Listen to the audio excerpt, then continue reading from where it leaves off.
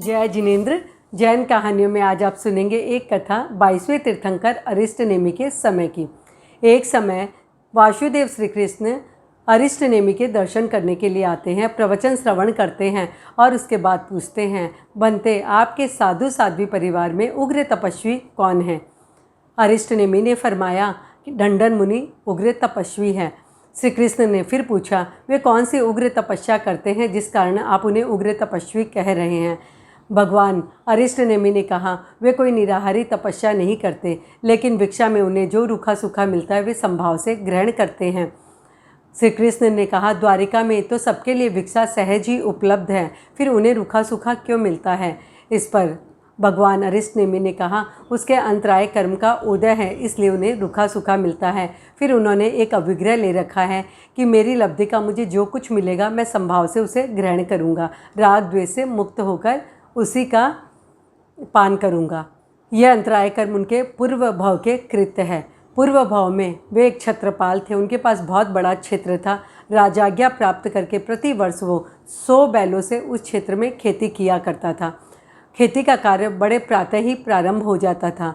मध्याह्न बेला में जब बैल और कर्मकार सभी थक के चूर हो जाते थे, वे विश्राम और आहार करना चाहते थे, तो वो क्षेत्रपाल उन्हें नहीं करने देता था। उस समय में वे अपने खेत में उन बैलों से और कर्मकारों से कार्य करवाया करता था। इसी कारण उस अंतराय का उदय अभी इस भाव में उन्हें मिल रहा है। सब कुछ जान के श्री कृष्ण अरिष्टनेमि से कहते हैं, भंते मैं ढंढन मुनि के दर्शन करना चाहता हूँ, अभी वे कहाँ मिलेंगे? इस पर भगवान अरिष्टनेमि कहते हैं, अभी वे भिक्षार्थ गए में हैं, आप अपने महल की तरफ जाएंगे तो मार्ग में वे आपको मिल जाएंगे। श्री कृष्ण अपने रथ में बैठकर अपने महल की तरफ जाते हैं। मार्ग में देखते हैं एक रुग्ण दुबले पतले कृष्णकाय मुनि आ रहे हैं। कृष्ण अपने रथ से उतरते हैं और मुनि की वंदना करते हैं। ये सारा दृश्य देख रहा था एक सृष्टि। उसने ये देखा कि श्री कृष्ण जिसे वंदन कर रहे हैं, जरूर ये कोई लब्धि प्राप्त मुनि हैं, मुझे भी इनके दर्शन करने चाहिए। और वे जाता है, उनके दर्शन करता है और उन्हें गोचरी के लिए निवेदन करता है, आग्रह करता है। उसके आग्रह को ढंढन मुनि स्वीकार करते हैं और उसके घर में उसे मोदक बनाए जाते हैं, संभाव से ग्रहण करते हैं। ढंढन मुनि मोदक लेकर भगवान अरिष्टनेमि के पास आते हैं और कहते हैं, लगता है मेरे अंतराय कर्म के बंधन शिथिल हो गए हैं। भगवान अरिष्टनेमि फरमाते हैं कि नहीं, तुम्हें ये आज जो सरस भोजन मिला है, मोदक मिला है, वह तुम्हारी लब्धि का नहीं, ये लब्धि है श्री कृष्ण की, जिस कारण तुम्हें ये मिला है।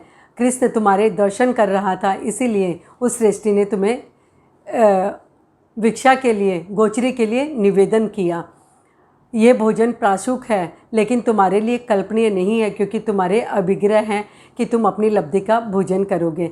और इस प्रकार ढंढन मुनि वो भोजन नहीं करते हैं और वे अपने साधना में, ध्यान में लीन रहते हैं और करते करते उन्हें अपने पूर्व भाव की स्मृति हो आती है और पूर्व भाव के दिए हुए अंतराय को और जो इस भाव में उदय थे, वे संभाव से सहने का प्रयास कर रहे थे।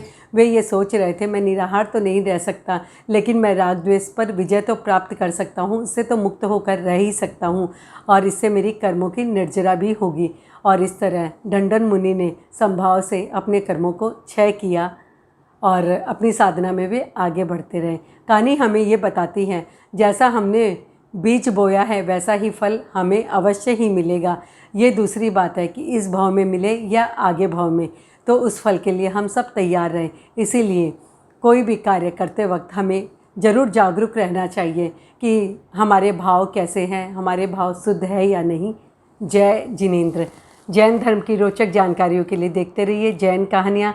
जिन आज्ञा विरुद्ध कुछ भी कहा हो तो मिच्छामि दुक्कडम। जय जिनेंद्र।